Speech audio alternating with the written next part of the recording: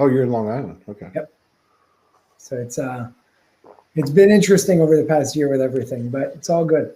Are you on the New York City side, or are you on the other side? I'm on the North Shore, which is closest to New York City. Oh, okay. That's the North Shore. Okay. Yeah. See, I thought it was the other way around. That shows you. I don't know my geography up there in the Northeast. Where are you from? I'm from Texas. I'm from South Texas. So I'm from like the other corner originally, but I live in Arkansas now. Awesome. I love it. And but I spent some time up in Port Jefferson. Nice. That's not too far from me. I'm in Port Washington. Oh, okay. You're in Port Washington. All right. Yeah. Cool. Yeah. I spent some time in New York City when I hit the road in 2016. And Awesome. I ended up passing through there a few times. It was always snowing. We got 20 people in the house. We still need to give them another minute or so. So we're going to play the intro. We'll be right back with Jason. Sounds good. All righty.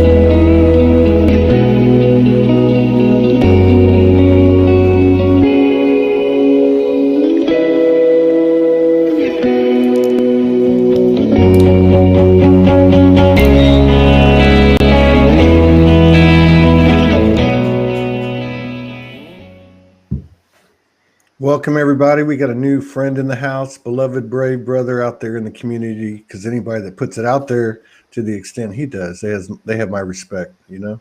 I mean, it's not easy to do it every day, right? But welcome to the show. Thank you for coming in, sharing space with us, and honoring us with your presence. Thank you for all the work you're doing out in the community. And the $1 million question is, when did you wake up, or were you always this weird? I was always this weird. Yeah. I put myself to sleep to kind of look the other way. And certain experiences came my way that really, I would say, forced me to almost have no choice, with certain injuries that came my way, and isolation, and a bunch of different things that happened that were kind of just smacks in the face from the universe saying, wake the hell up and do what you came here to do. So I decided to embrace that. I decided to honor that. And that's what I'm doing today. Right on. So when did that happen? When did you reawaken? Because that's a story we hear a lot of on this show. You know, people say I was born this way, and then at some point they went back to sleep. And then a lot of people, not always, but on or around 2012, they had some type of successive traumas, or, you know, something very critical, potentially critical happened, and they kind of woke up. So for me, between the ages of 2011 and 2015, 2011 and 2015, there were a series of injuries that I went through that kept putting me in the hospital. I dislocated my shoulder multiple times. This shoulder I dislocated 23 times. 23 times? 23 times. Are you a skateboarder or what? No, it was actually, believe it or not, sometimes it would even happen while I was sleeping. Oh, so you had like wow, that's like a serious, energetic something wanting to come up. It was intense. It was really intense. And I had to get surgery 3 times on the shoulder. The end all be all for me before I decided to make that change was, I believe it was in 2015 or 16. I don't even remember the exact dates, but I got a staph infection in my leg on a backpacking trip that I went on in Thailand. And that infection I almost had to get my left leg amputated. It almost killed me, but thankfully I made it out alive and well and with no wounds. Wow. The kind of like, I would say the overall theme that connected all of those injuries was the fact that every single one of them either put me in a hospital bed or in bed at home, in a place where I couldn't distract myself, in a place where I had to just be instead of constantly do. And like I said, I was born with a more open mind. And as I saw people kind of reacting to me and looking at me with their head sideways, like, what is wrong with you?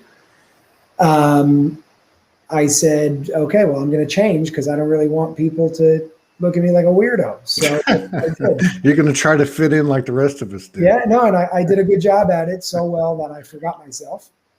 And there was a series of injuries that really facilitated my reawakening process that I'm still going through today.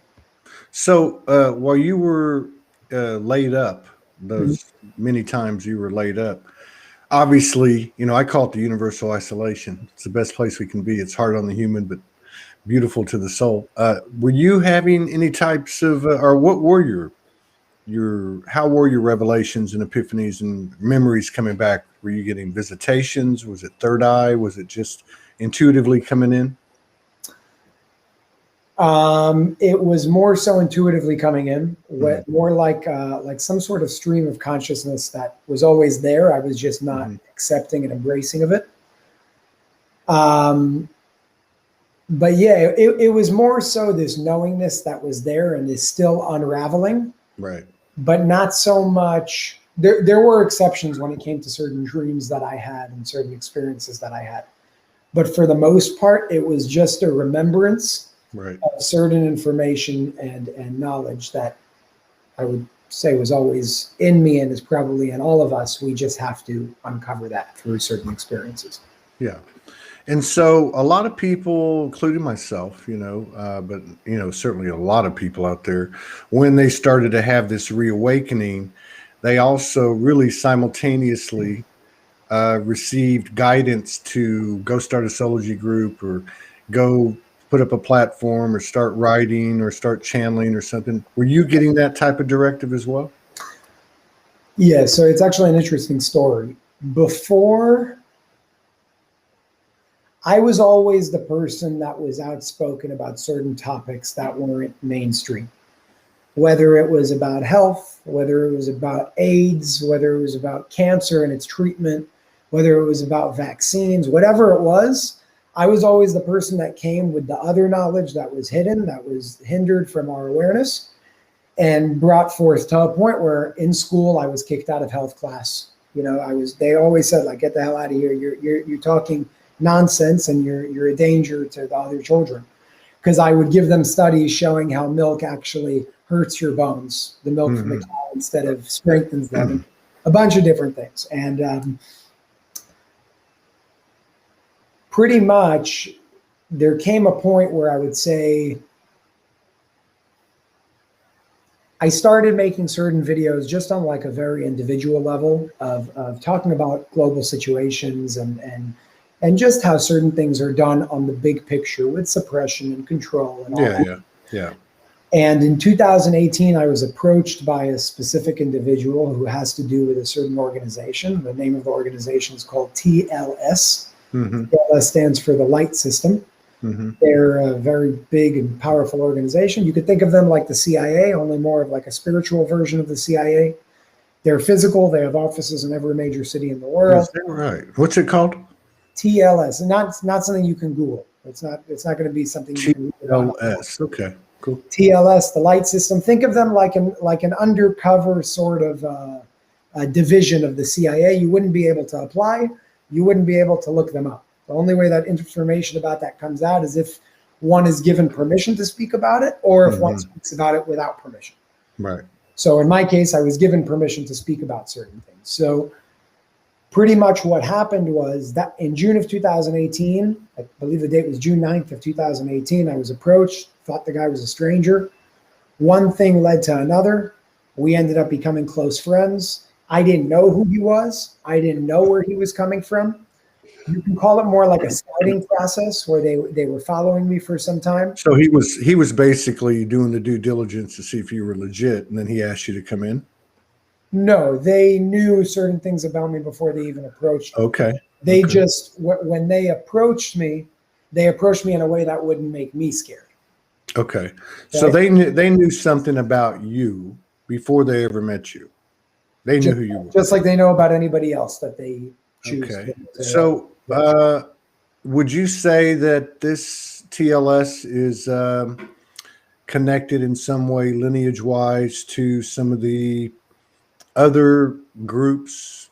That there's some documentation of through the years that passed everything down word of mouth, passed everything down without writing it down? None that I know of. I know TLS has been around for over 5,000 years. If you were to ask about them and their history, the power that they have is something that's, incredible. They're made of about 7,000, now actually approaching 8,000 initiated agents around the world. Some of them are very well-known people in the world. Most of them are not. Your brother, your sister could be a part of it, and you would have no clue. Everybody has a cover. Everybody works under that cover. And if you get paid, you get paid under a cover. So it's like you have a job, but you're doing something else. And their overall sort of mission of the organization in the first place is to help humanity reach a higher level of awareness, help humanity reach a higher level of consciousness without interfering with the natural evolution of consciousness and ascension that humanity has to do. So there are certain things that they won't interfere with, like elections, for example. But there are certain things that will be interfered with, like nuclear energy in some cases. That make sense? Yeah. Because it sounds a lot like, okay, so you're saying, I just want to make sure I understood this, that if I asked one of them, it goes back 5,000 years, right? Is that what you said? Roughly. I don't know, just to make it clear. Well, roughly. I'm not an initiated member into the organization. I understand. Which makes my situation very different I see. than most. Yeah. Because this is the first time that anybody was given permission to speak about them publicly. This is the first time that they're being spoken about publicly. Right. And that started on 9/9 at 9 a.m., September 9th, 9 a.m. of 2020. Oh, cool. So that's when all of this started in the public realm. And for whatever reason, I was given the honor and privilege of being the person to bring that to the world. Well, it sounds like the characteristics in terms of the non-intervention, and if there is intervention at a very critical, dangerous state, it follows the same characteristics of some of the galactic involvement narratives that you hear. Is there a connection, do you think? I know ultimately everything's one, but is there a connection between TLS and any galactic star family? Once again, not that I know of in terms of specific organizations and TLS, but I could tell you that there are extraterrestrials that are a part of the organization that work with TLS very closely. Right. Okay. There are some living here in New York that work with TLS very closely. Very cool. Very cool. Yeah, I'm digging this. So okay, and in the age of Q and in the age of narratives of white hats in the government, that are working for us, and the military's, with God, and we don't need to worry about anything. I'm not trying to be a smartass. I'm just got up from a nap, and I'm probably a little grumpy, but I love your smile. But yeah, along those lines, there was a lot of propaganda the last 4 years, and I know there's a grain of truth in everything. I'm not knocking anybody or anything, but there was a lot of propaganda, and behind that, the saving grace in it, the savior-based program element of it, was that there's these people behind the scenes that are our brothers and sisters that are working with ETs and that are connected, and there's a master plan to save the world. Is there any type of convergence in what you know of TLS and what I just described? There's always been interference, but I think people are under the assumption that there are going to be certain people and organizations that save them instead of bringing the responsibility upon ourselves to do that. And I think that's the most dangerous thing to do, because, and I've said it in the past, no organization, no matter how powerful they are, no person, no matter how powerful that person is responsible for humanity. Humanity is responsible for humanity. That's where free will comes in. So from the beginning, there's a reason why I never spoke about and never supported the whole blackout and 10 days of darkness thing, because quite frankly, I never thought that it would happen. I saw that more of and anybody that follows me will see that a lot of people were asking, why aren't you talking about it? Why aren't you talking about it? And I didn't even give attention to that, because I didn't want to get into something that honestly, I'm not sure of. Mm-hmm. So is there truth to the big picture of and it's not just TLS, there are many people and many organizations that are doing incredible things behind the scenes. But do I think that tomorrow the internet's going to shut down and every elite and every corporate owner that's worth $1 trillion is going to show up on TV handcuffed? No, I don't. Do I think, well, we'll get along just fine. And I don't think that that's going to do anything either, because if you go according to like the philosophy of TLS, it's not about, now on the way they take down certain individuals, but how do you take that individual down? And it's not through weapons, and it's not through killing, and it's not through death, because energetically there's an understanding here that people like Hitler, going back, people like Bill Gates with certain things that he's doing, and other individuals that at least we have names for, they're not the problem. The problem is the people that allowed them to come into power in the first place, and that's us. So what TLS does in terms of like their philosophy of how they do what they do is, yes, they have operations where they work with freeing children from certain underground tunnel systems. They have operations where they take certain things out of buildings that were planted there to create a problem. But that's not what's going to save the world. What's going to save the world is changing the awareness and consciousness of humanity, because the world is a reflection of that collective consciousness. That's where they come from. So everybody is so attached to their operations and saving the children and all of this. And I don't think people understand that those things, as great as they are not going to change the world. No. What's going to change the world is our awareness expanding to change the collective consciousness, which therefore change the energetic reflection of what we see as our reality. Yeah. And to walk that talk and not just talk about it. Exactly. Okay. So would you say, and I hope you don't mind me digging into this, because I've never heard of it. Would you say that, I got a few questions, that TLS from an intellectual, infinite intelligence connection aspect, and from a technology aspect, is in as good or better a space than any other organization out there on the earth that has a physicality? I don't know all other organizations on the earth, so I can't tell you that with like as a factual statement. What I could tell you is just what I know about them. Their technology is technology that surpasses the laws of physics as we know them today. Okay. It's technology in tandem and in sort of a mutualistic relationship with extraterrestrials who have that technology, like certain crafts. Those crafts, by the way, operate beyond just their physical technology on something called the power of thought. And that's why pretty much the craft becomes an extension of their consciousness. And because their consciousness is at such a high vibration, it surpasses the dimensional awareness that we have today on Earth, collectively at least. It's able to do things that surpass the laws of physics that we know today. So things like the speed of light are irrelevant when you're talking about the speed of thought, which is everywhere, omnipotent and omnipresent at all times. Right on. So, and in terms of what's, I'm not one to, as and I can only say this, where I stand today, because like all of us, I've grown. But I think like a lot of people, I'm not, attached to the world narrative. I realize it's a story. I know I'm an eternal soul. I've got multidimensionality. I've got memories coming back and so on. But in terms of the game, I'll just call it the game, and I don't mean that to make light of our situation here.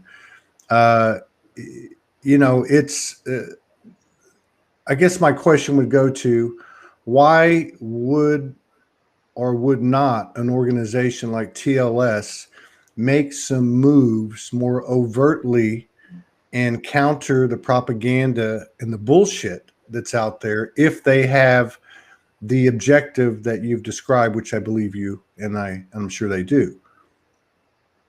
What's the direct question? Why would, are you asking like why would, or well, okay, I'll say it this way. I said, why would they, or would they not? But why would they not put in something into motion that was more overt, more out in the open to counter the propaganda and bullshit that's out there? It's a great question. I don't have all the answers to those questions. I don't always know. Again, I'm just a little tiny little thing. I'm not even, you know, I'm new to all of this. So I don't have all the direct answers to those questions, but if I had to assume, if I had to guess based on how I understand the system thus far, it would be, again, we have to go through our freedom of choice. We have to go through our own experiences. And if there's too much here, this is what it is, this is what it looks like, it almost takes away the freedom of choice of figuring something out on our own. Meaning, once again, it's interfering with the natural evolution of consciousness of humanity. Because technically, they could show you shape-shifting is real. The head of the New York chapter is a shapeshifter. Technically, they could show you levitation in the middle of Times Square. The man who approached me can do all of that like that. Technically, they could bring you extraterrestrials. There's one here living in New York City that over time has gone through a process of holographic shape-shifting so he can move through both forms. They can do all of that. Now the question is, why aren't they? And again, I don't have all the answers to those questions, but maybe, just maybe, there has to be some form of evolution in how these things happen instead of a massive shock to take that freedom of choice and experience away from the people. Yeah. Yeah, and I could see where that level of disclosure would be more harmful than it would be helpful. But what about terms of levels of disclosure that were, you know, and I'm just using this as an example. I'm not picking on Q because I don't have an opinion either way. Sure. But levels of disclosure with proof and evidence of some of the things that look to be going on. And I would also say that this propaganda, this force, this conditioning that you spoke of earlier is interference, at least from the human aspect level. And I would think at some level from the universal level.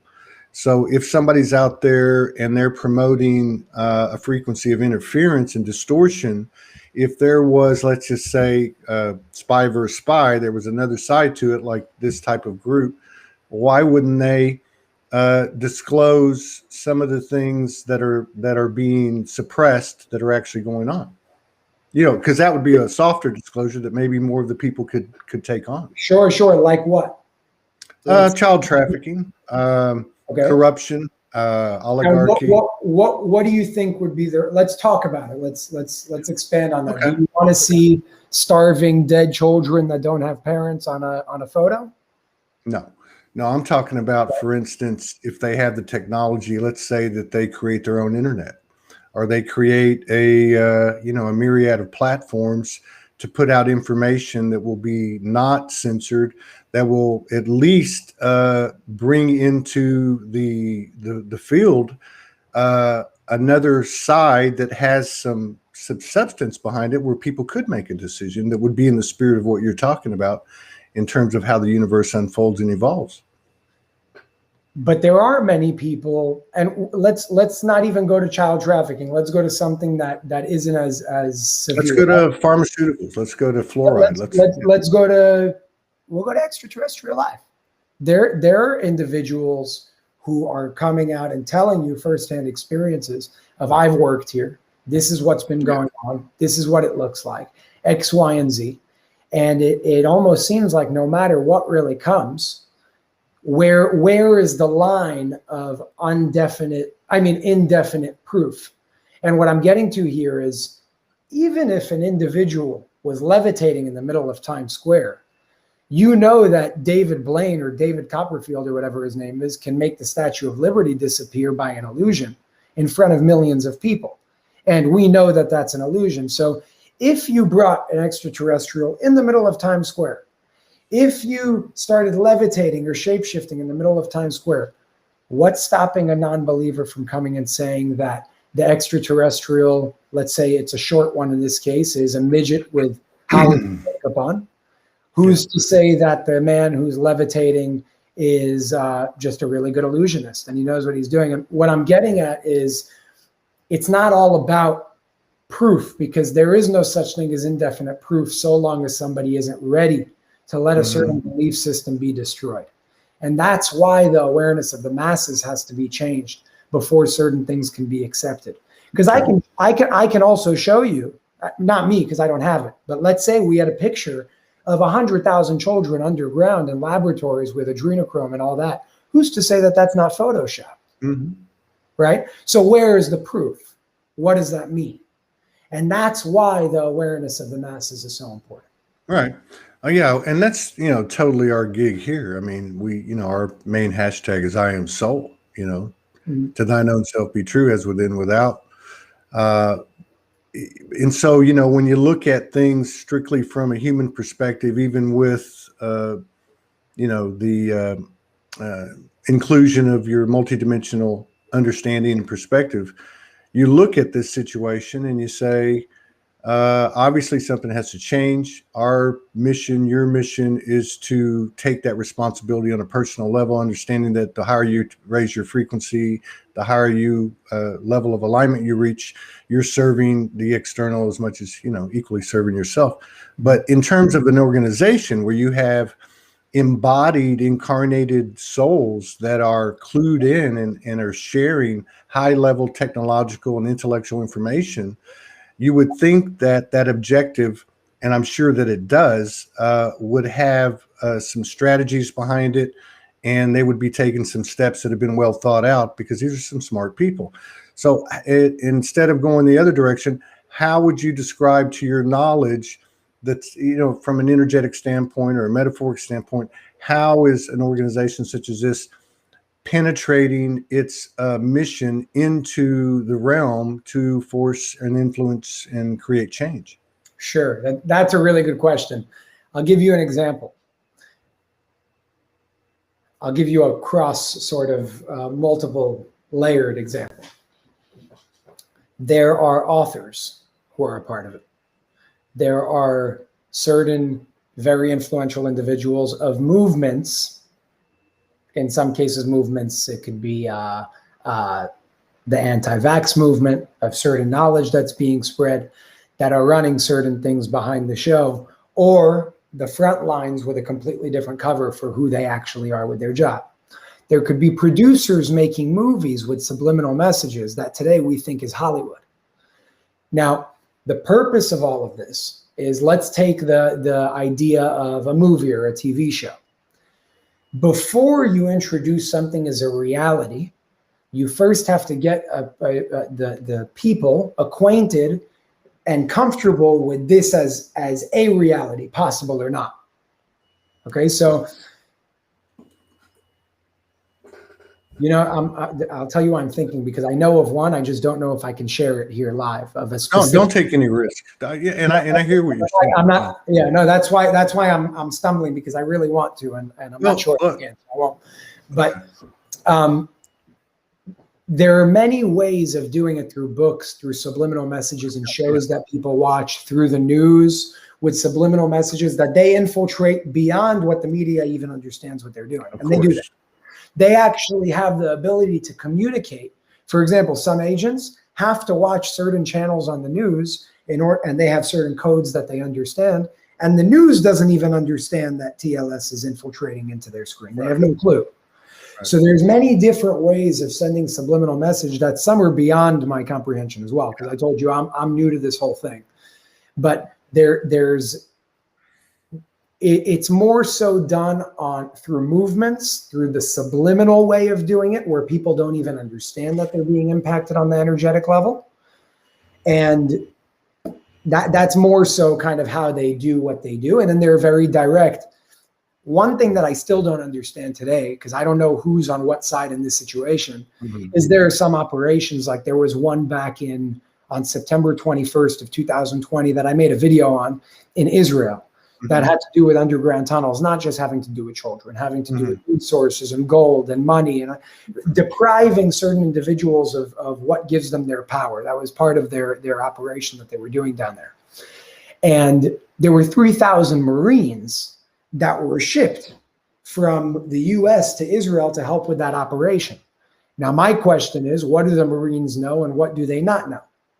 And that I can't answer. So I don't know because I know that the military helps them sometimes, but I don't know who knows what. I don't know who they think they're operating with or working with. I have no idea how those things work. And I'm trying to connect the dots myself with things like that. Right? No, man, I totally dig your candor and your honesty, and you're straight up. I'm just intrigued and very interested in this. It's because it's new, it's novel, and I have not heard this talked about, and I've been wanting to do everything I can to merge what we might call the Starseed disclosure and conspiracy platforms into one singularity. That's based on personal responsibility. Mm-hmm. Back to what we were talking about.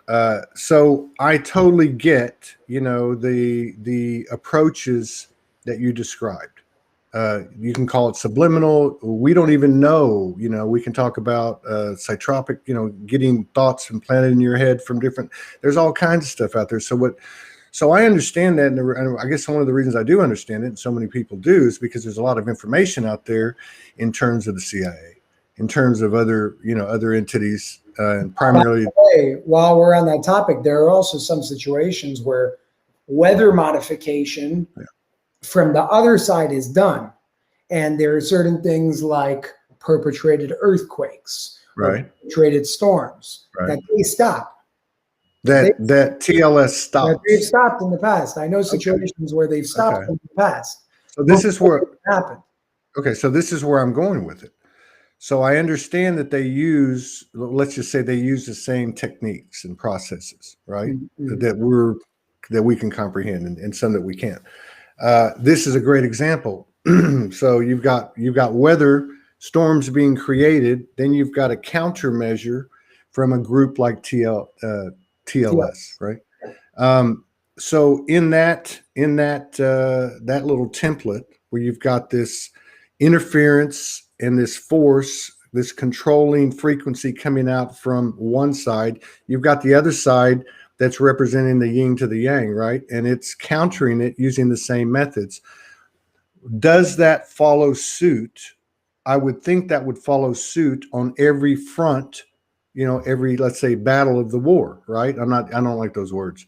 But my point is, one of those things might be, because I can see what you're saying, why wouldn't there be another internet, more platforms to counter, just like they countered the weather that was created and put out with ill intention? I'm not sure. When it comes to Q, by the way, because I know you brought that up, I don't know anything about it. I was never connected to. Well, the reason I mention this now, the only thing I will say is that I've never heard ever with Q, the Q movement, that there was any type of lineage, that there was this type of, covert. I mean, they do deal in code, and that's one of the problems I had with it. Like, why don't you just come out and speak plain English instead of dealing with all these codes and these numbers and this bullshit? But that would be the only similarity, and it would raise the same question with me: is why the secrecy? And I would also have to look at it anything else, and I'm sure you do the same way, because in terms of like, how do you know who's above TLS? Well, secrecy, people have this like negative thing on secrecy, and it's not, because sometimes it's not always in everybody's best interest for everybody to know everything. It's not always are, including myself. I know very little. I told you that. Not always is everybody ready to receive certain things. And I'll give you a perfect example. There's a document that I was given that was released on September 9th of 2020 at 9 a.m. called the Pyramid Code, from the same man who approached me back in June of 2018. That is, call it like a TLS document, okay, called the Pyramid Code, all about reincarnation and the pharaohs and the building of the pyramids and many different things. Within that document, there's actually a code that it's encrypted with. Now, I don't know that code. I'm giving you the basis of, I'm on the same page as everybody else when it comes to that. All my job was to put it out. And they gave me the option, the choice. Do I want to do it? Do I not? I decided to do it. So in that document, that specific code that it's encrypted with, the pyramid code, Right. has a lot of power if you were to know what it was. Let's say it would give you the ability to do a lot, whatever, levitation, moving certain things, picking up megalithic structures, things like that. Let's say that, I don't know exactly what the code can allow us to do. I know that it will expand consciousness, but with that, we can also use, let's say it's like a knife. You can use a knife to make a salad. You can use a knife to kill somebody. So back in those days, the pyramid code was used to operate the actual pyramids for the different functions that they had. And there came a point where the pharaohs and their lineage decided to start abusing it. And when they abused it was when their lineage came crashing down right after the Exodus. And the pyramid code was suddenly not part of common knowledge. It was taken away and it went back into secrecy in certain, for safe gatekeeping, let's call it safety. Right. Okay. Now it was taken away because there were certain individuals that were using it for abusive power. So today, with the pyramid code, let's say, with that document that came out, a lot of people ask, why the secrecy? Why aren't we given the code? And the author of it really wanted to put it out with the code, but TLS instructed him, no, this is going out and the code is not coming out. And I didn't like it at first either, but the more I kind of sat with it and digested the information and understood what we're talking about here, it makes sense. And this is an example of why secrecy sometimes is a good thing. Because today, if that same power, that code, you can see it as a technology, okay? It's like a spiritual form of technology. If that code falls into the wrong hands, when there are individuals that will use it for the demise of humanity, it can cause a lot more harm than good. Okay. That's why disclosure is sometimes a good thing when it can happen slowly, because it gives us the ability to evolve and accept and receive certain things. And I know many of us don't like that, including myself sometimes, because we think we're ready for everything and we want it now. But sometimes we're not ready for everything, even if we think we know it all, including myself. I don't know what these codes are. And if you gave them to me, I'm not sure I would want them right now. Yeah. Because there's a certain power that they hold, and we have to be mature enough spiritually to understand, are we ready to receive that power with the level that we're at right now? Lots of questions here. This is thought-provoking, and that's really what I love about shows like this, other platforms. Anyone that makes you think, kind of like you said when you got kicked out of school. Anything that, will make you think, because I think one of the keys is none of us know shit. And the more open you are, the better off you're going to be. Absolutely. Now, in terms of like just putting that part to rest, I think I kind of got an idea of what the energy, that you know of and what you've so openly discussed with us. Now, in terms of in enlightenment, in terms of awakening, in terms of alignment, in terms of creating a better world, there seems to be, at least in the circles I run in, a consensus that integrating polarities, integrating duality aspects from the two ends of the spectrum is, in essence, energetically and metaphorically key to everything. So when I listen to what you're talking about, and I'm not picking on TLS or you, or I'm not picking on anybody, I'm trying to understand something because I think this is a big part of our transition or transcendence is bringing the human along so the human understands, in a way. So it sounds though that it's coming from an aspect, and I could be wrong, of us versus them, of separation. So rather than address that, let me ask you this: where on the level, on the list of priorities with an organization such as this, or a movement such as this, where is the personal responsibility? Where is the actualization or the implementation or initiation of walking the talk and bringing everything to that 0 point? Is it part of their credo? Is it something that you've seen? And I'm not saying it's right or wrong. I'm just wondering if there's actually a group of incarnated souls here on the earth working collectively and collaborating in this fashion, And I'm wondering if that's the case, they must have a very high level of intelligence and connection to infinite intelligence. So do you see that in their objective? And can you give us a couple of examples? Yes,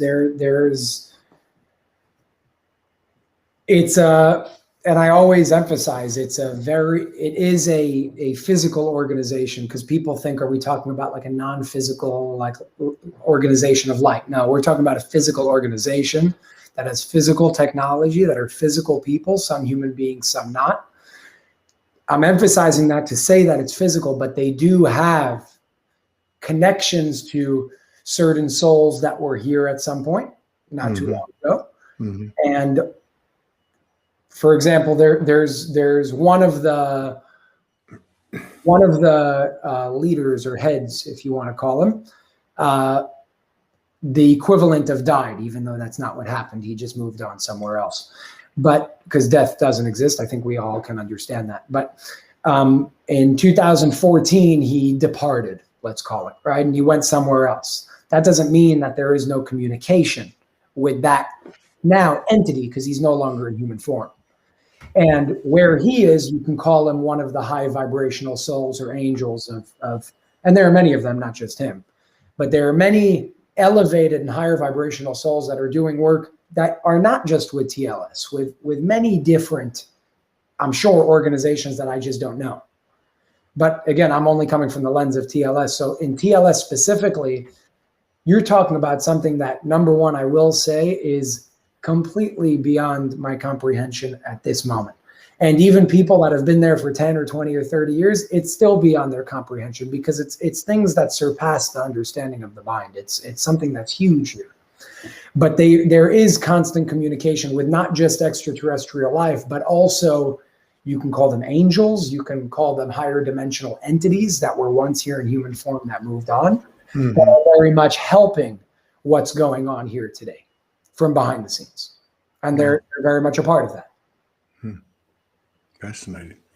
Yeah. And in terms of like, I guess the last part of this for me would be like, at some level, and I guess that's part of the human experience, maybe it isn't. Maybe this is what we're transcending, is that getting away from the idea that one person or one group can determine what's right or wrong, you know? We're looking for saviors, and we have to stop. Yeah. We keep looking for who's going to save us. And it's just a reflection of giving our power away instead of to authority. It's the same thing. Even if you're giving your power away to authorities that don't have your best interest, or organizations that do, there's a problem on both, because you're giving your power away. And we have to stop giving our power away. We have to stop thinking that there are going to be saviors that are going to come and save us. We are responsible for ourselves. Like you said, we are all one. And we have to start taking responsibility for our own actions, because this world looks the way this world looks today because of us. So, and I totally get that. I appreciate that totally. How would, with that type of power base, with that type of foundation, those numbers, with that level of intelligence and intellect, technology and so on, it would almost be like, okay, how could we affect, kind of like a blanket approach, what would be the best thing we could do to alert the individual, to send them a message?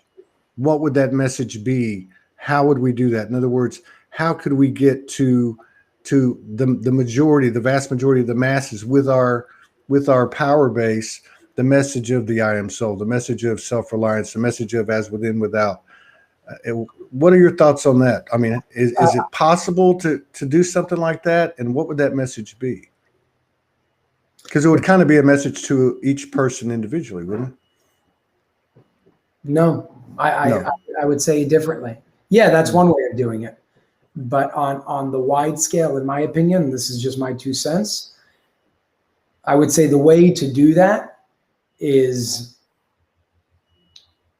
number one, to stop trying and make people see something and just start being what you're talking about. And just by doing that, you're dealing with it on the energetic level from the foundation.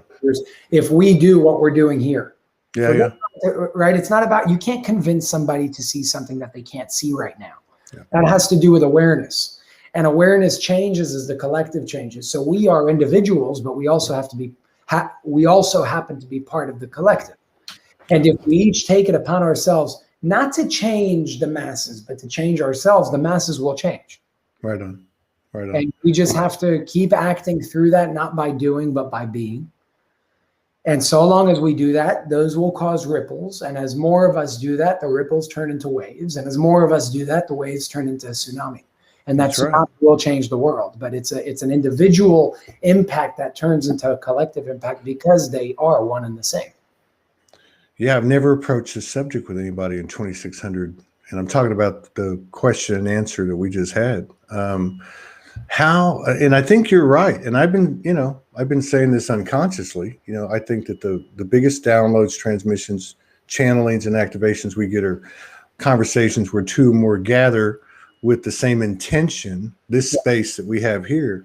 And that it comes through these conversations. But I wonder, there probably is no other way. It's just simply, at the end of the day, there is no other way. We whatever we are, whatever we be, is what we're gonna live and see, basically. Yeah, and, I would say every other way will eventually deduce to what we just said. Yeah. It will all the question is, how do we enhance that? I guess this is the way we do it. Now, in terms of there's different topics that come up in the lightworker communities, platforms, starseeds, whatever you want to call it. Ascension, the word ascension. Where does that factor in with Jason or et al? And also another one might be like these power couples. You're seeing a lot of power couples that seem to be being representative of the non-physical energies as the masculine and feminine energetics balance within the earth realm. As many people have said, this has been a patriarchal, there's been a disordinate amount of power given to the masculine energy or to the patriarchal or so on. Where does that kind of stuff fit in with you? Can you ask the question a little differently? Well, there was really two questions, and I apologize because I'm a bit tired. I'm I got you. Yeah. One would be, as an example, these power couples. What do you see? Why are they popping up? What do you see? What do you know about their role, if any? Do you have any comment on that? When you say power couples? Some people call them twin flames, sacred union, divine union. Okay. Yeah. And what's the question about them? What's your take on that? Is there a certain role in your mind that they might be fulfilling? Is it just a coincidence? Is it a program? What are your thoughts on that? No, number one, let's take the coincidence out of the equation, because coincidence is completely disregarding a universal law of cause and effect. So coincidence is an arbitrary statement that I can't even begin to comprehend, because it's like a syntax error in a calculator. It doesn't make sense. When it comes to twin flames, I think it's, what I find interesting, and I've seen it in the past, is there are one soul can inhabit multiple bodies at the same time, meaning it's not just past lives and future lives, there can also be parallel lives. But there have been incidences that I know of two twin flames coming together and they don't feel anything, yet they're the same soul, which was, to my surprise, I didn't understand how that could happen, because you're talking about the same energy in two different forms and they don't feel anything. So what that role plays exactly, I'm not sure. But those who are highly connected and have that same energy and come together in that power couple, whether it's the same soul or just two souls that complement each other very well, that the union in and of itself is something that's very powerful. I think that sex, when it's done through that type of union, actually has the ability to completely raise our vibration, our level of awareness, because that's a technique of ascension as well, so long as it's done not out of that like lust, but out of the self-love projected onto the individual that you're having that with. Very cool. Do you think that ascension is a program? Do you think it's a reality? Do you think it's a part of the seasons, the universal seasons, the cyclical aspect of the universe? Any opinion on that? I think it's our natural flow and our natural path of where we're heading, whether we like it or not. Yeah. I think it'll happen no matter what. There are certain things that can make it slow down in our experience, even though that time portion doesn't exist, but it does in our experience. And I do feel that there are many different techniques that can be done and ways that can be done through being aware of them, of course, that can help our ascension process, like the consumption of food. Because food in and of itself is energy expressed in physical and edible form. And it's one of the closest tools that's a physical tool, because we have our thoughts and our words and all that. That's very powerful as well. But on the physical level, the body is the root that holds up all the dimensions and all the levels above it. So we got our mind, we got our body, we got our mind, we got our spirit, and we got our soul. And when we have those four levels, the body is the root that holds up the tree. Many of us want to sit on top of the tree without making sure that our roots are strong. And we tend to forget about the body and the physical aspect because we get so lost in this, we're energetic souls and the physical doesn't matter. But no, the physical does matter because we're in a physical experience. And that's why I say food is so important, because food is a literal physical tool that becomes you when you consume it. And food holds a specific resonance, holds a specific energy. When you eat food with a multiplicity of divine sparks, meaning food that gets its energy directly from source, the sun and the rain, then what you're consuming is of a very high vibration. That's not to say that other food that we call food, like animal products, are not connected to source. They are, but they're more diluted in their multiplicity of divine light, because the cow or the chicken had to eat the plant in order to get its energy from the sun. And I see food as a very good tool for ascension to further facilitate the process of ascension in our own experience, if used consciously and through a specific level of awareness. And then there's breatharians. Yeah, which I'm Solarians. still trying to get my head around. Well, I mean, I think that, I look at this body as being, part of our awakening is understanding that this body is made up of the same thing my higher self is, and any other aspect of me. So the only difference is it's in a realm that we've all created. Yep. That it looks very, like this table doesn't move, but we know it's made of atoms that are moving. For sure. So I don't know. I look at, I'm less into the stories. I think this is very interesting, what you brought up about TLS. And there are some other organizations out there, just somehow that stuff works. But to me, at the end of the day, it's all a story. If it leads to separation, if it leads to us versus them, or there's somebody working against me, then I'm going to go somewhere else, which is what they've been talking about for centuries, is to go within. But in terms of, what we were talking about, I don't know. Is it within our grasp to be able to transcend eating? Is eating a belief system of this realm? How far do you think we can go? Because things have moved pretty fast in the last few years, wouldn't you say? I mean, they've moved pretty fast. How far do you think we could go in the next 3 or 5 years? Just as an individual's capabilities, maybe not everybody on the earth, but, let's just say a strong minority. Yeah, I personally think that the next 5 years are going to be very interesting. I say that just from an astrological standpoint of how certain things have played out in the past, when we've seen certain objects and whatever we call them. I'm blanking on the word, but whenever we've seen the alignment that we see right now, there's always been throughout this period the fall of a big empire. And whenever I say that, everybody's like, yeah, America and China's next. But I don't think that. Just my opinion, I think that the fall of an empire can be the fall of that big system that's been suppressing humanity for a very long time, or at least the beginning of it. And that does not have anything to do with different countries. That's something that's global. That's something that's massive. That's something that's huge. Yeah. And just based on that timeline, they say astrologically by 2025, we're going to see a massive change. Yeah. See, I'm with you on that. If everything is energy, and I don't mean to be, but my stepfather was in the CIA for 25 years. He was a high level guy, and he didn't tell me a lot. This was when I was in my teens, in the mid 70s. So it's intriguing, it's intriguing to, I'm a history buff, and all that stuff's intriguing. But at the end of the day, this is an energy game. And like you said, this is bigger than all of us. This is a cyclical aspect of the seasons of the universe. And, this is bigger than the Earth. It's bigger than the solar system, the galaxy, the universe. And probably there's more universes than just ours.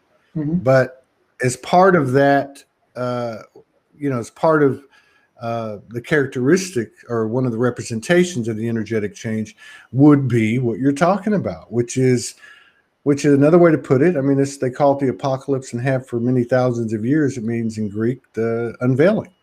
Anything that's not true is going to be what? Stripped down, buck naked, and you're going to see it for what it is. And why would that exclude anything? Because we all know it's happening to ourselves. Yep. We're all getting to know ourselves in a way that we never had before, and that's mind blowing. They want to know, by the way, what is your necklace? My necklace is clear quartz. Clear quartz. Is it Arkansas quartz? I don't know. The actual, my purpose for wearing it is because it's an amplifying stone. Yeah. So generally, a lot of people wear it with another stone to amplify it. I use it just to amplify my field as a whole. So if I'm ever upset, I take it off and I wash it. But when I'm happy, it's more like, it's just an amplification. You could see it as like a speaker. Yeah. Yeah. How do you feel? And this is just out of the blue. It's my own ramblings talking with a brother. How do you feel about the energy of what we might call inanimate objects? And I'm not talking about crystals. I'm talking about tables and chairs and laptops and cell phones. And how do you feel about our connection to what we might consider inanimate objects and our ability to pull them into our field for alchemical purposes? You know what I mean? Yeah. I mean, listen, I think everything, whether it's a table, a human being, they may have a different sort of level or threshold of their current level of consciousness or awareness, but they are energy, and therefore energy is conscious to a certain extent, whatever that means, however that looks. And with that being said, whether it's this bottle or this phone or whatever it may be, a stone, a human being, an animal, or a table, there is a unified field of consciousness that everything is connected to. And that understanding is how extraterrestrials operated the pyramids back in the day. That understanding is how they operate their crafts, which are made out of certain elements and metals today, and glass in many cases as well. So it's because they don't just understand, they're actually connected to the experience. It's not just a concept, it's an experience of understanding that everything is connected to everything through this unified field of consciousness. And when you can not just conceptualize that, but truly be that, then anything can become an extension of your consciousness. And that's telekinesis, that's moving objects without touching them. That's flying crafts across the galaxy in seconds. It's possible. Right on. I always love asking people like you this question. What do you do when you get triggered? What's your personal method or methods of bringing yourself back? I observe myself. And I see I'll give you an example. 3 weeks ago, I was sitting in a restaurant in New York City with my family, and my mother got up. She went to the bathroom. She didn't put a mask on. There was this couple sitting literally 30 feet away from us. I'm not kidding, 30 feet away from us. And the guy stood up and started freaking out. He went to the manager to tell the manager to tell us to leave, because my mom got up without a mask and put everybody in the restaurant at risk. So my sister and my father are very outspoken, and there was a very big battle of words that were going on there. And I was just sitting there, and you saw there was a lot of heat going on. And I was sitting there, and automatically I took myself out, and I'm like, okay, what's going on? How do you feel? Start breathing. And I will tell you that under the table, there was I had adrenaline running through my hands, shaking, because like I was heated from the moment, but I didn't want to act through that. Right. So I kind of just like observed myself, and it lasted for a solid like 8 minutes. It really did. 7-8 minutes. I was going through this, like there was a fire in me that I had to tame. And you caught it. You hit it head on. So I just observing myself and breathing into that observation. Yeah. Yeah. Yeah. Man, that's, and see, this is the kind of stuff that I love to talk about.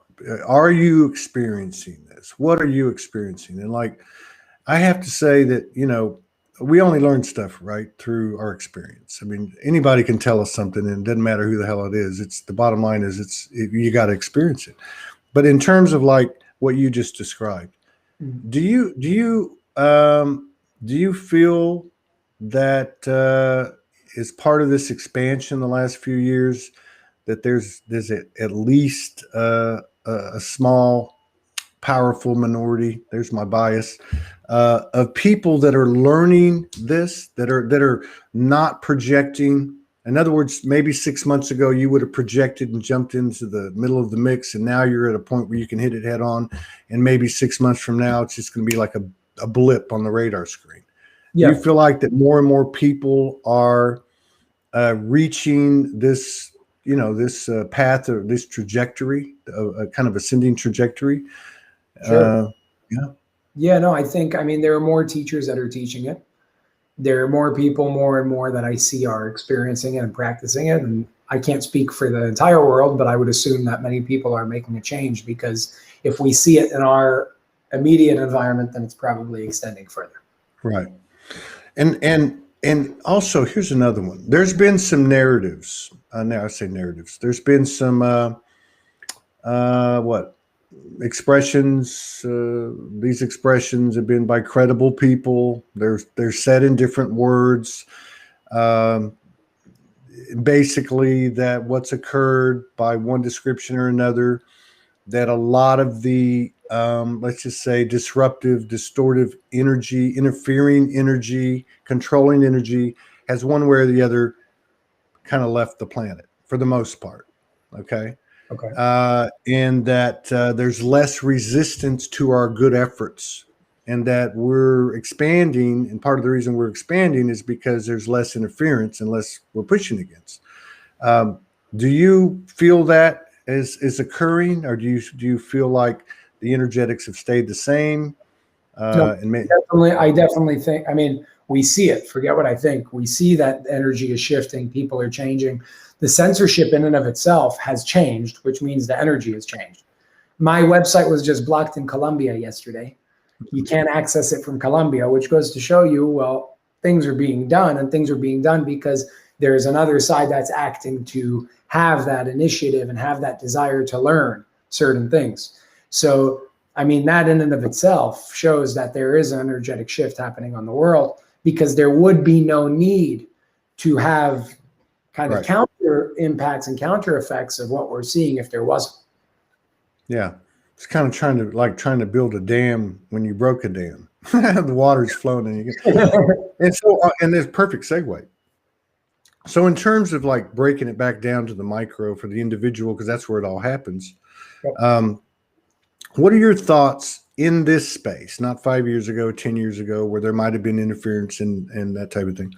But in terms of what occurs within our moment by moment existence, as we're becoming, more enlightened in terms of there is no victim. Okay. And my question is, what would you say to the things that we experience, the things that are presented before us, the things that we attract, you might even say, if it's something chaotic, if it's something, beautiful and full of light? Do you feel like that these are specific occurrences that we've kind of ordered up ourselves? Or do you feel like that there's some randomness to it and possibly some interference from an external force? Even if it's interference from an external force, that's still the effect, which means there's a cause. Right. So no matter what we're talking about here, the cause will always come to us, because everything is a reflection of ourselves. So I always say, call out whoever you want, any authorities. I do it also, but they're not the problem. We are. Right. And we have to start changing our awareness, because once again, tying it back to what we said earlier, our world is a reflection of the collective consciousness. It's a creation of the collective consciousness. So everything that we see is really us, one way or another, what we allow to happen and what we're in resonance with. Absolutely. Absolutely. I totally agree.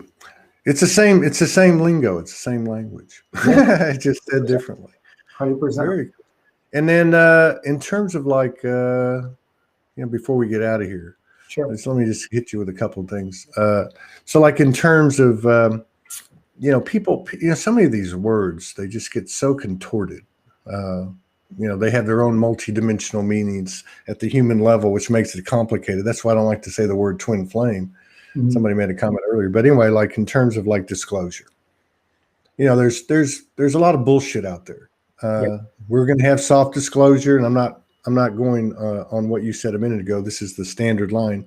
And you see it every day. We're going to have soft disclosure because we're fucking gods here on the earth, running you lesser gods, and we're going to tell you what you can have. We're going to feed you spoonful by spoonful kind of thing. Then there's real disclosure, which I think is all about us. But there are also some parallels that are, in our shared experience. We're talking about, space travel. We're talking about bilocation, teleportation, hidden history, what's beneath Antarctica. And I'm not getting into these subjects specifically. What I'm trying to say is there's a lot of value to true history. There's a lot of code available when we discover and things are put before us and we can integrate with it.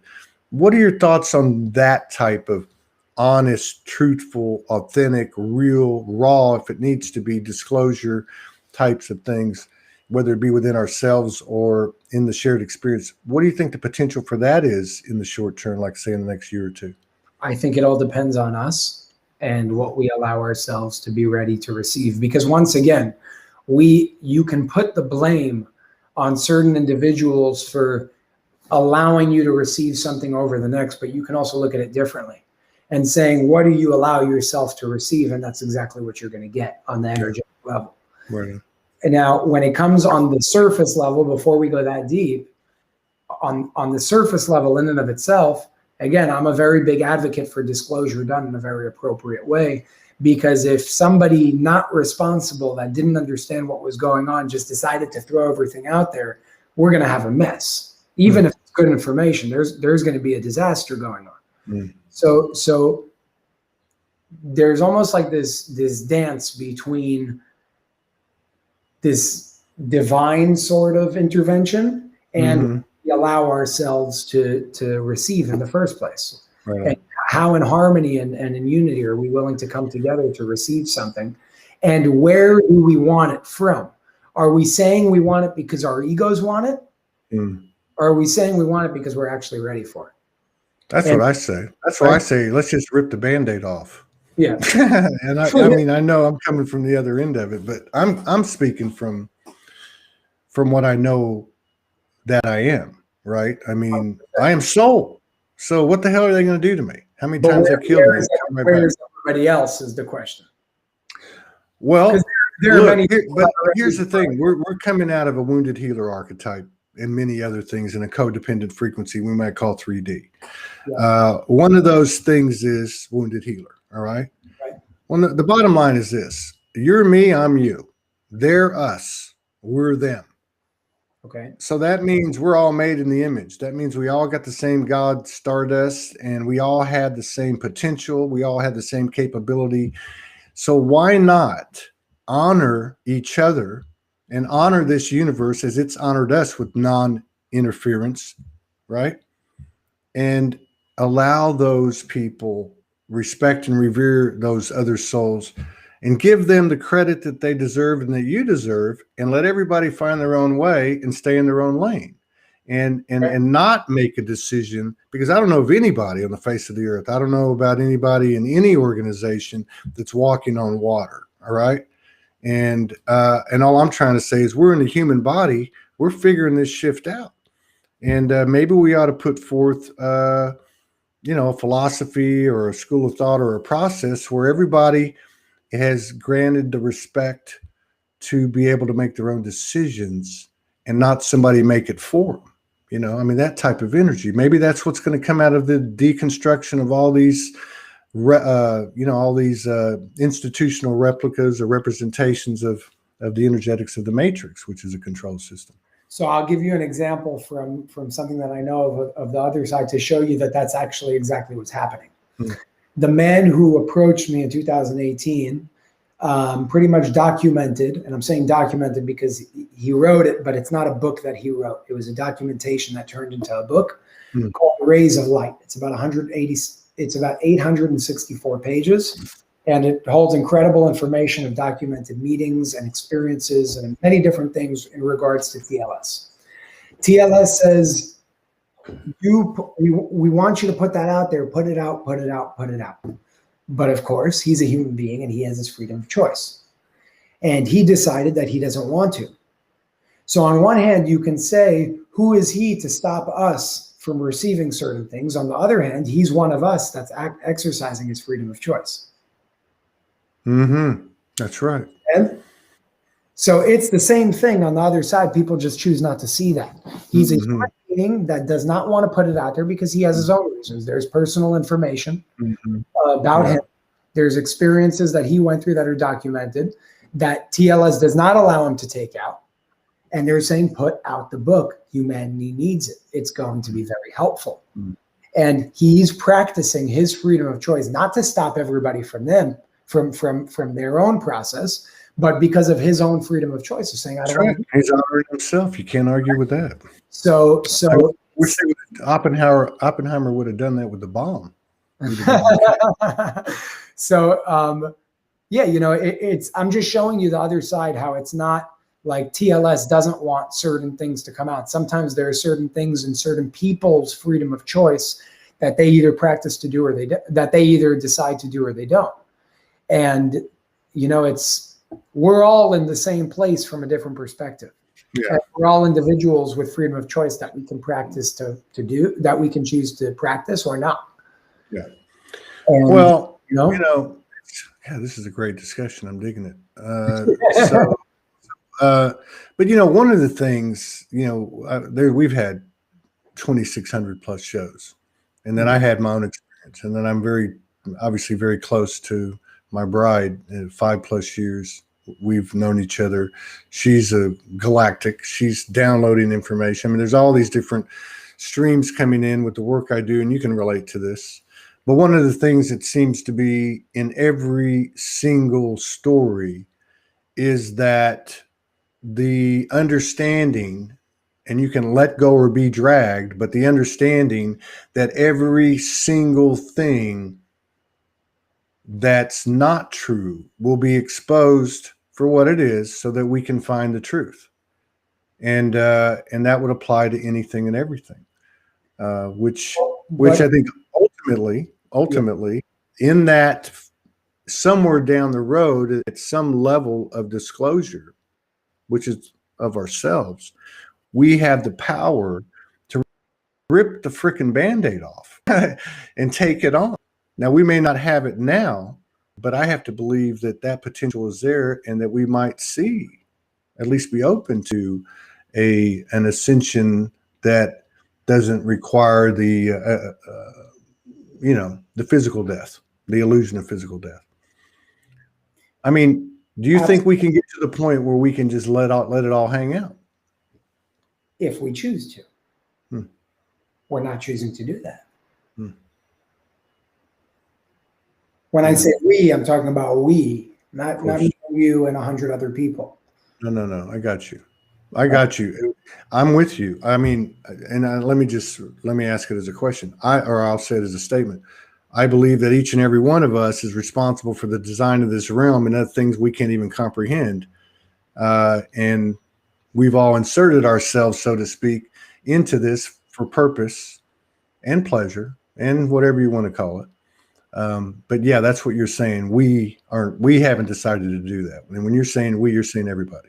And the people who are going through their awakening process, say, what do you mean? I'm there. Well, it doesn't really matter where you are. It matters where we are. This isn't about you and I consciousness. That's Hitler consciousness. This is about a we consciousness, a unity consciousness.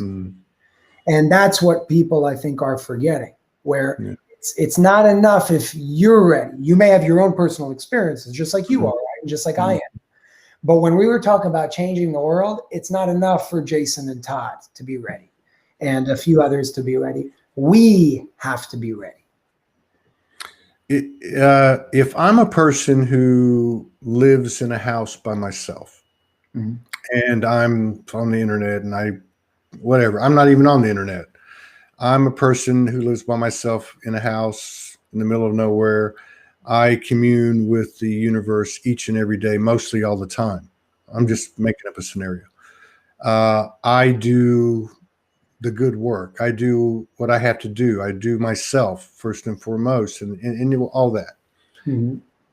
Am I affecting the earth grid and therefore all the consciousness of my brothers and sisters and much more than that, as much, more, or the same as, let's just say, Vladimir Putin? Well, the answer is yes, but not necessarily, depending on who you are, what you're doing, where your potential lies, and what you accessed. Because we all have infinite potential, but where your access and experience of your potential lies in this present moment. Because there are individuals that nobody's ever heard of that are doing more work than the individuals that everybody knows their names. That's my point. Yeah, I could be somebody who tapped into 144,000 past lives, where there was in each one of those lives a breach of the masculine and feminine, and I bridged them all in my incarnated body, living in my house in solitude, and injected that code into the realm, and 100%. That would probably be the biggest one out there.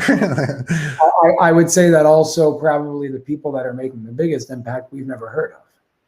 Yeah, right? Of course. They're not public names. So it really has to do with a case-by-case basis of what you're doing, who you are, where your access is in this present moment of your infinite potential.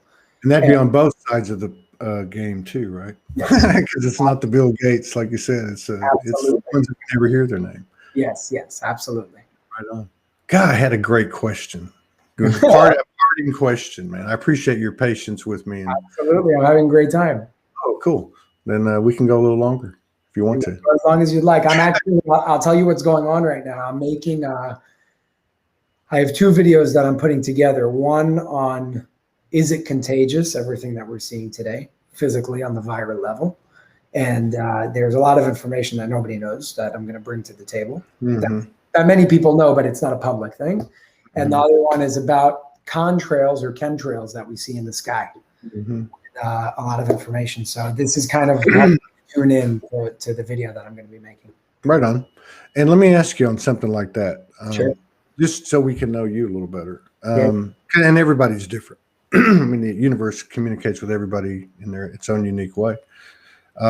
In terms of like that type of information, are you getting that from your own connection to infinite intelligence? Or are you getting it from research, or both?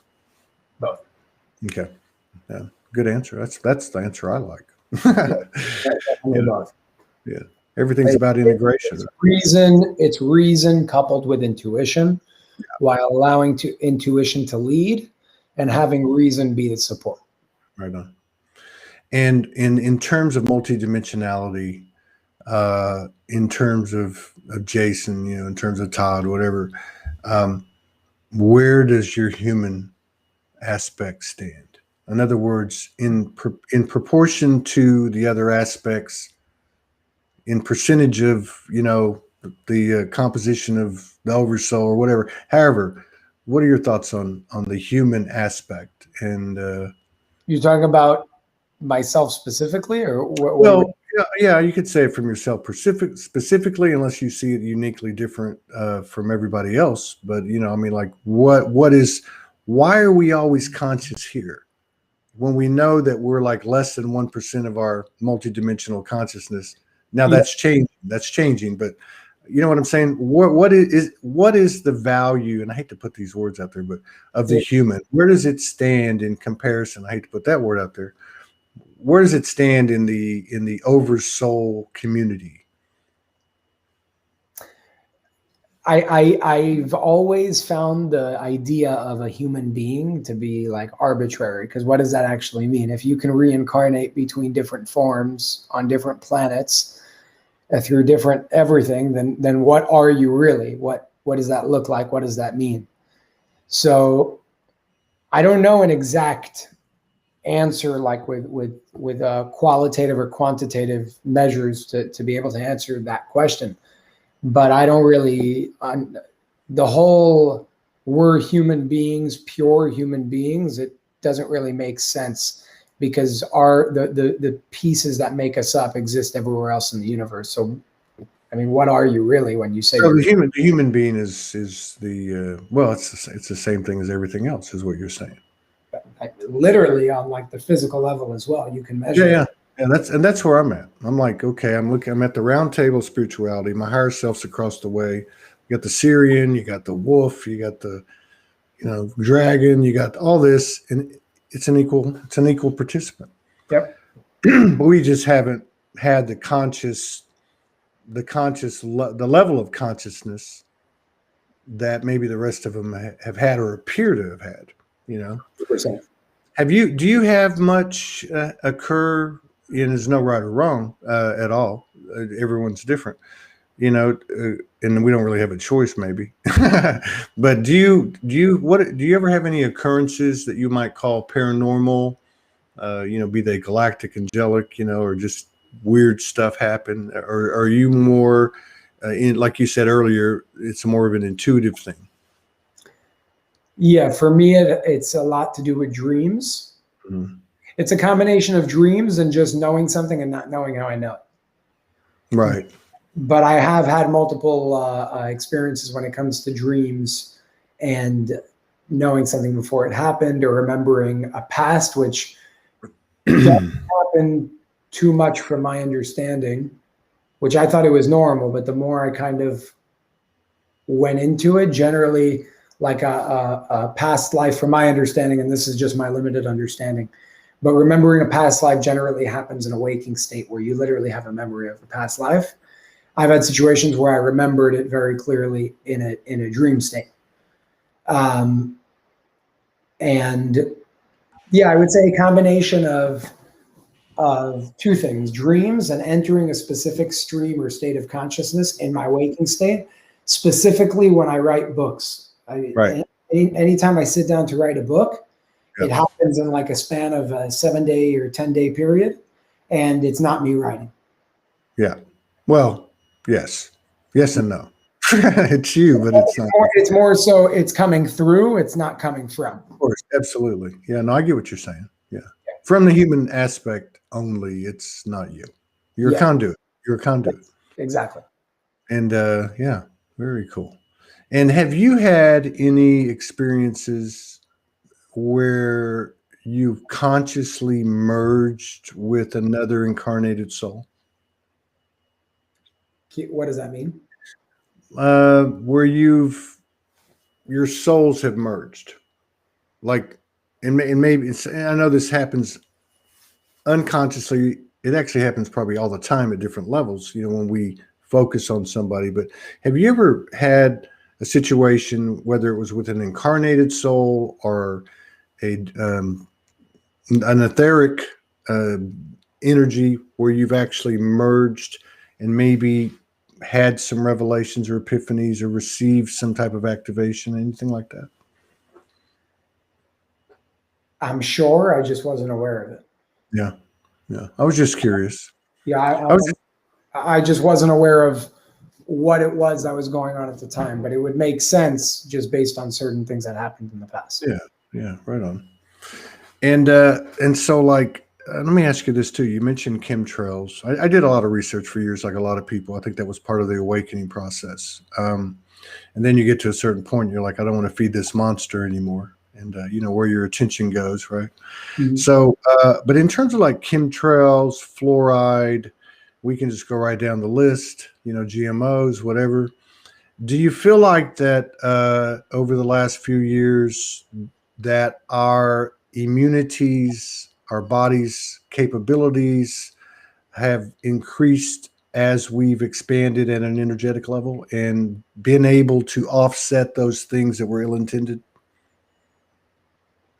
Yes and no, because the more we're poisoned with those things, the more sort of weak we become to be able to stop those things in the first place. So are there certain individuals that can do it? 100%. There are people that can walk on fire and not get burned.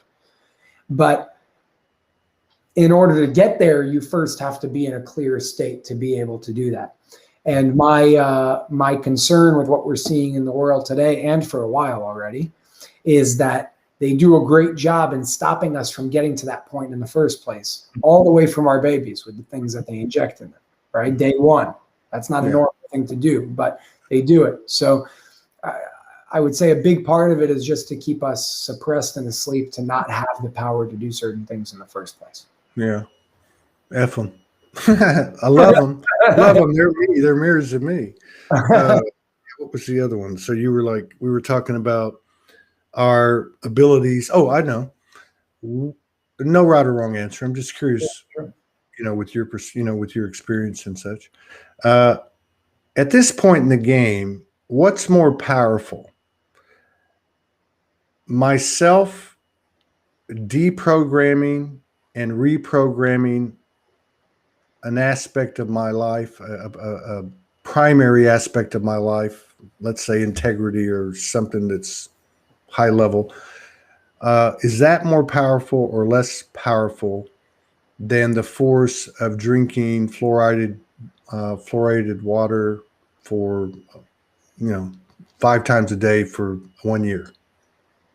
In other words, do you get what the spirit of what I'm saying is? Is the power of my imagination and my thoughts more or less powerful than anything I can physically ingest that might want to harm me?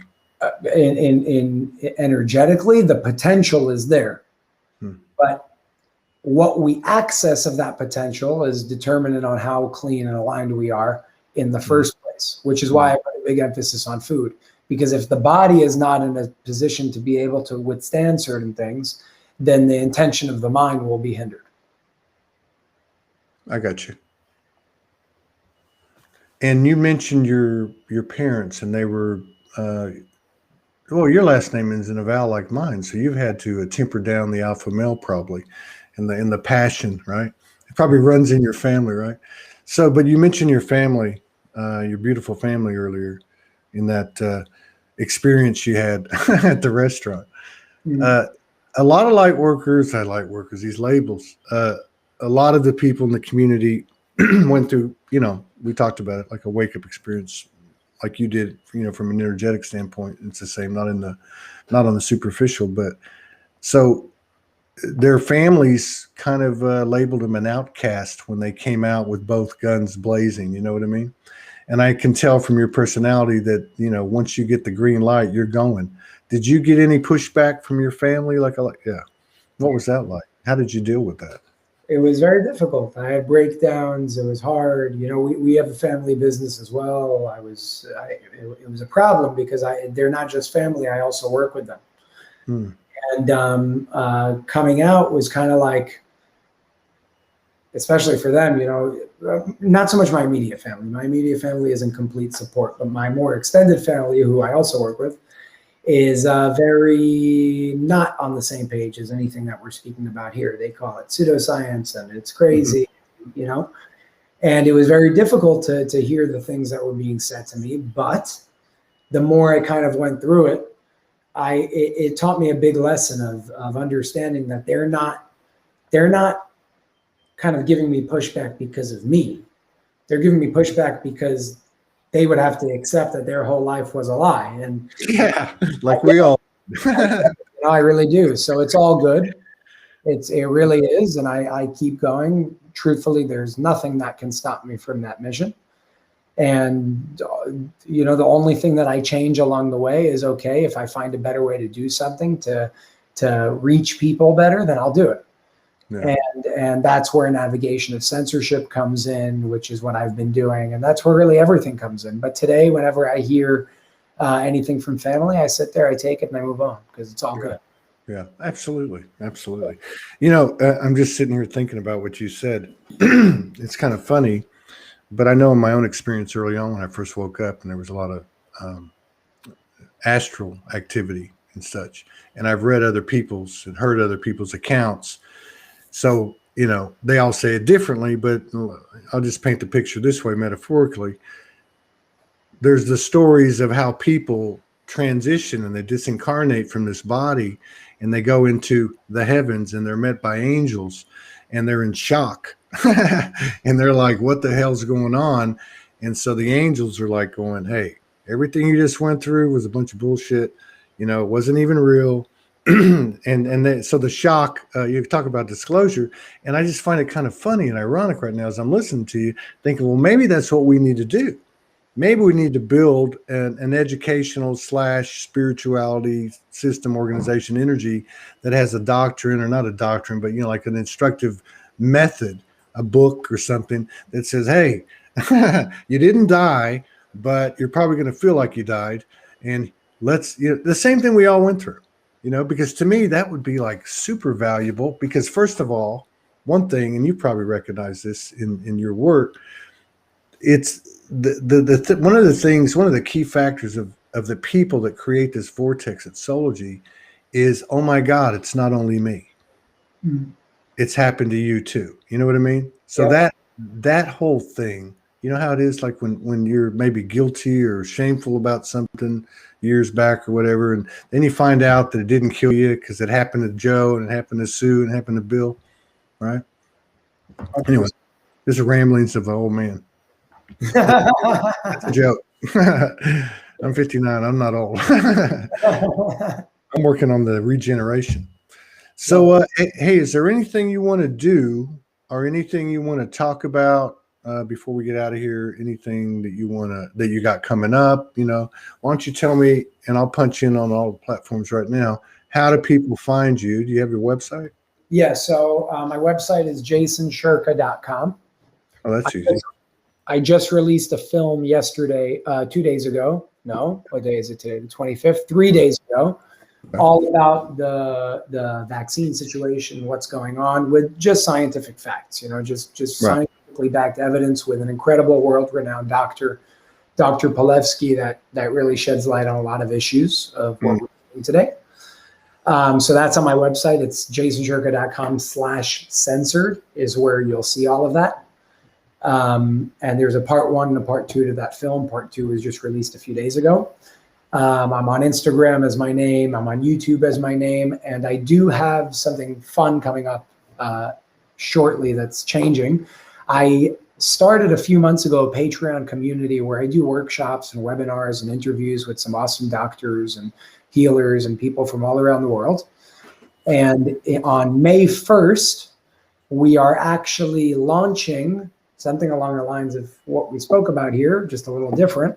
Something called the Academy of Divine Knowledge. Mm-hmm. It's going to be an online school, if you call it, or academy, dedicated to raising and expanding awareness on a wide and global scale.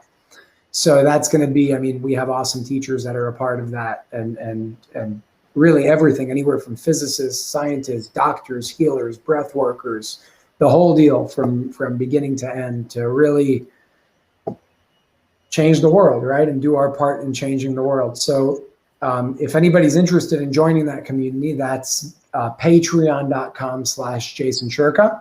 And we have some awesome shows coming up in April. And then in May, we're going to be moving to our private academy. Hang on a second. Let me finish that last one, Jason. Boom. Yes. It's on all the platforms. So, okay, man, this has been very cool. I hope we do this again and again and again. This is very cool. I dig it. Thank you for spending 90 minutes with me. Time, Todd. Yeah, man, it's real cool. I really enjoy the conversation and the fellowship, and yeah, absolutely. This is what I love doing. You know, I really do, especially in moments like this. Can you hang on one second? I'm going to sign off. Hang on a second. Sure. And we'll see you guys in an hour and 26 minutes with somebody. I forgot who it was. Who Philip Redhead, who I think is also known as Philip Headred. This is someone I don't know anything about, but that's nothing new. All right, we'll see you guys later. Let me just plug in the little comment we put after every show. Thank you for your continued love and support and contributions that allow us to keep doing this by the seat of our pants every single day. Love you.